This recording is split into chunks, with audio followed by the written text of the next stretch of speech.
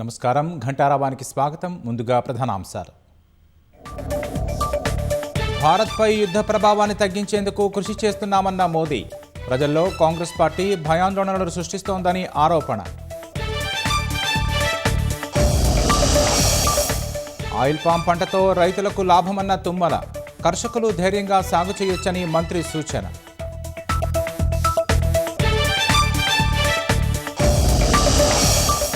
మూసీ మురుగుతో నల్గొండ నరకయాతన అనుభవిస్తుందన్న కోమటిరెడ్డి. మంచినీరు పారేలా చేస్తామంటే విపక్షాలు అడ్డుకోవడమేంటని ప్రశ్న.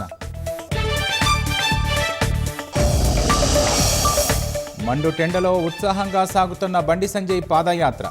సాయంత్రం వరకు కొండగట్టుకు చేరేలా ప్రణాళిక.